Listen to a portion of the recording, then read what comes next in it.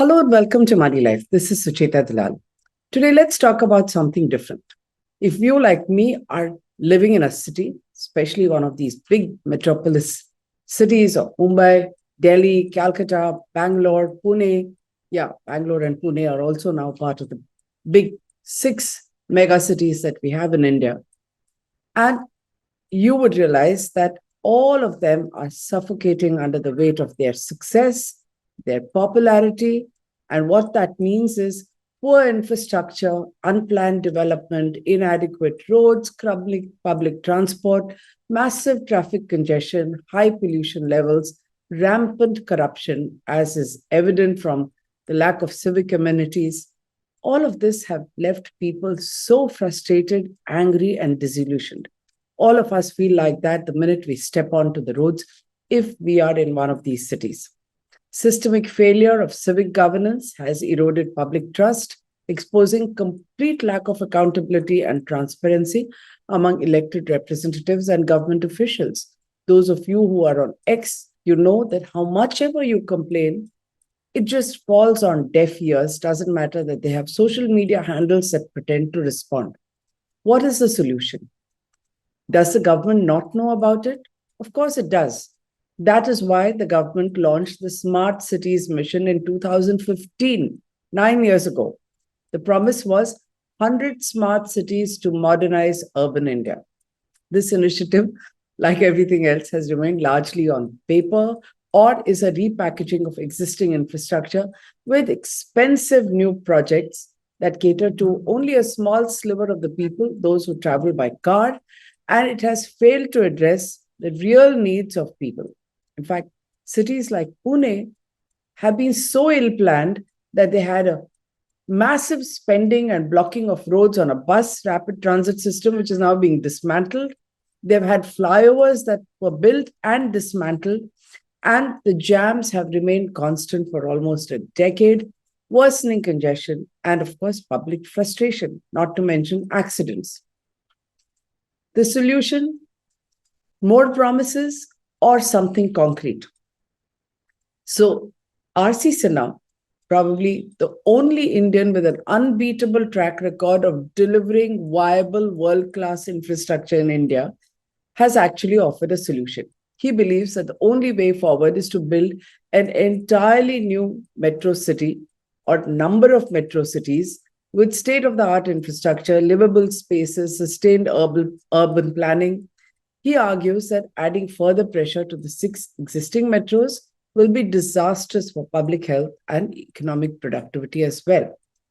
Mr. Sinha has written a letter to the Union Minister Nitin Gadkari, with whom he worked very closely, as well as Minister Piyush Goyal on 28 Jan. Hasn't heard from them, but let us hear what he has to say. So he's outlined the vision of a specific metro city to be built from scratch. He wants it structured as a company, financed through equity, free from government spending. So cut out all the excuses. State and central governments would, of course, have to play a role. They would need to facilitate land allocation, infrastructure, and connectivity. But given the vast sums of money that are allocated every year for infrastructure, much of it wasted on super expensive projects, urban infrastructure that he proposes deserves serious consideration.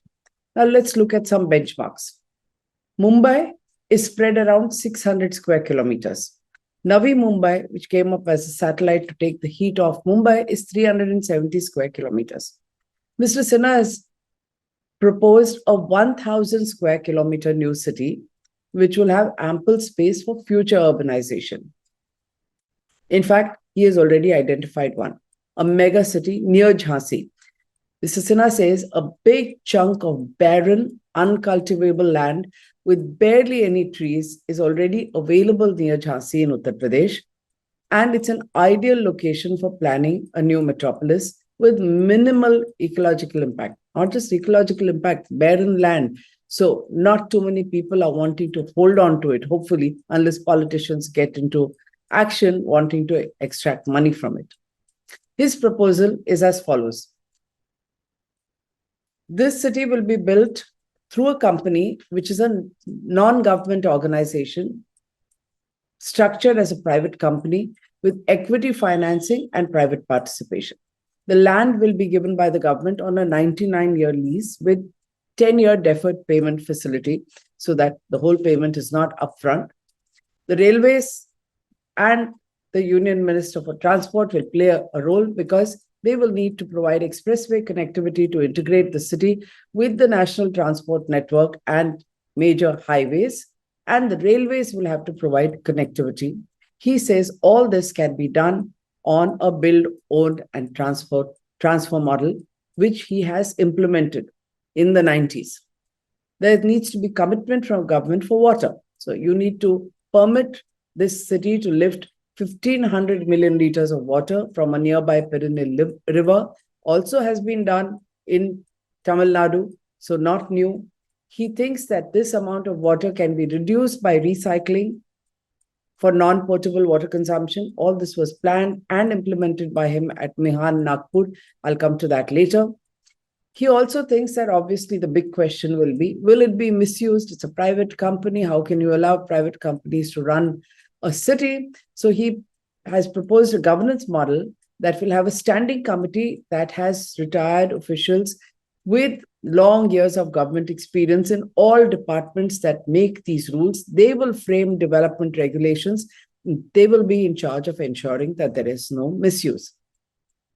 Mr. Sinha is confident that a city designed on these principles, even when it is in Uttar Pradesh and not one of the more prosperous states of the South, can become self-sustaining in 5 years. Now, why should we listen to Mr. Sinha? Who is he? Mr. Sinha's credibility in infrastructure building is unparalleled.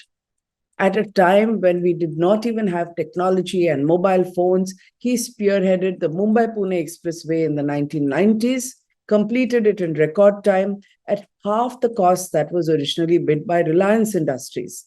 This single project, which is on par with Germany's Autobahn, transformed Pune's economy, spurred tourism in Lonavala and Khandala, established Pune as a major education and IT hub, and triggered a massive realty boom. In fact, anyone who invested in property anywhere between Mumbai and Pune after the 90s has made a lot of money. That's not all.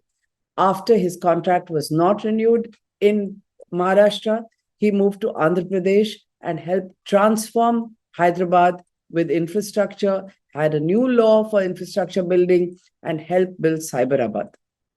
In the 70s, it is Mr. Sinha who revitalized CIDCO, the City and Industrial Development Corporation. It was nearly bankrupt at that time. It had no connectivity. It was a great plan that was going to seed. And it was this revival that actually led to the growth of Navi Mumbai to become a world-class polycentric metropolis. In fact, CIDCO was actually conceived beautifully by legendary planners Charles Correa, Sirish Patel, and Praveena Mehta in the 70s. But like all good world-class planned cities, it needs government support, which was not being given. So it was almost bankrupt when Mr. Sinha took over and made it viable. Now, the one sticky point about Mr. Sinha's brilliant idea will be the structure as a not-for-profit entity with private participation. But that is no longer a unique concept in India. The National Payments Corporation, the GSTN network are both incorporated as not-for-profit companies with private investments and as non-statutory bodies. So we have done it. Elsewhere, we have to do it for infrastructure and to build a new city. So the time may be right for this experiment. How will it work? Let's look at global experiences. Okay.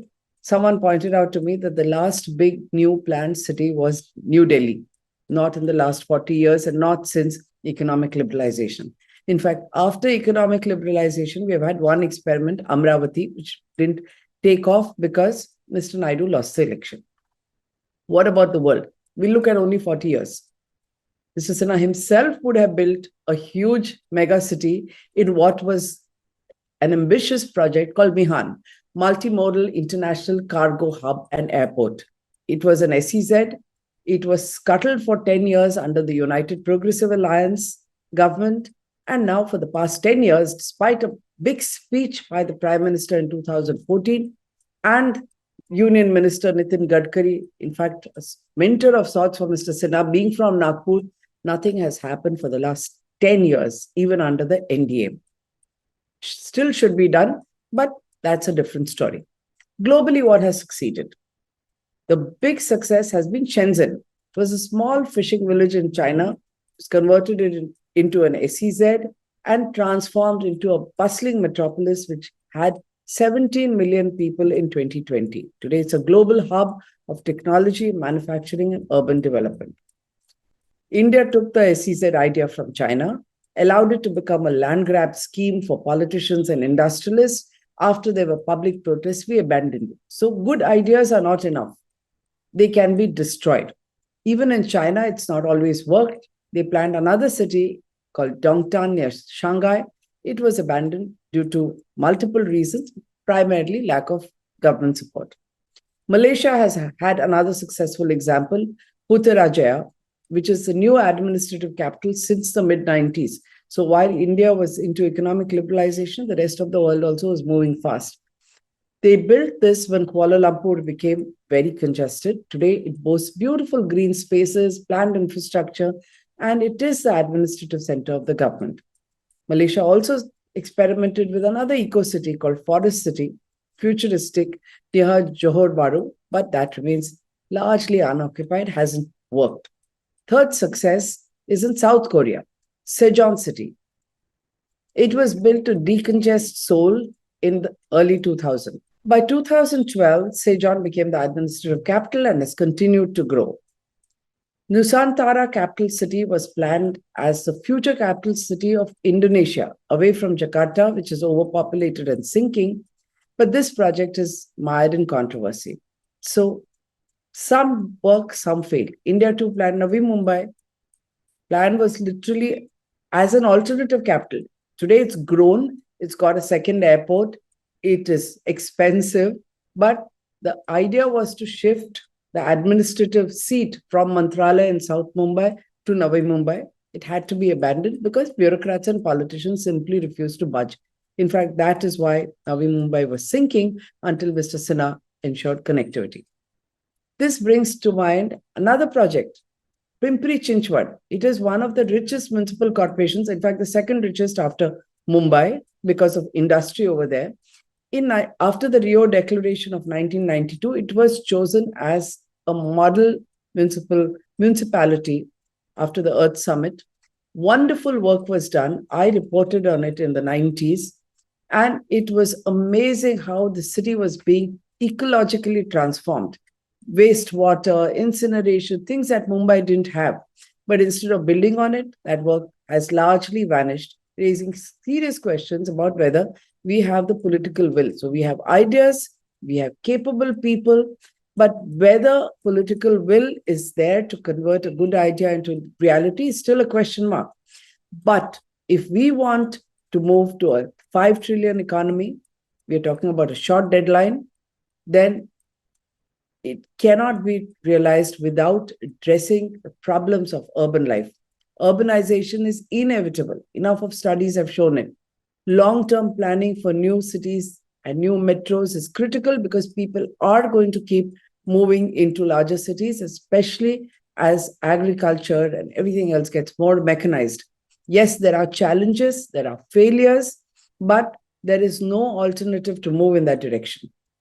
Mr. Sinha's vision aligns with this need. It offers a structured, financially viable, and sustainable approach. If leaders like Chief Minister Yogi Adityanath of Uttar Pradesh embrace this blueprint, it could trigger a new wave of economic development, transferring not just Jhansi or the areas around it, or just Uttar Pradesh. And it will actually transform it with development, not necessarily with just a temple. But this will impact all of it here. Question is, will India seize this opportunity to redefine its urban infrastructure? To my mind, it will. If enough of people make a noise about it, talk about it, spread the word, and make people start listening to us, the citizens who need a better life. If you agree, please subscribe and please do your bit to spread the word. Thank you.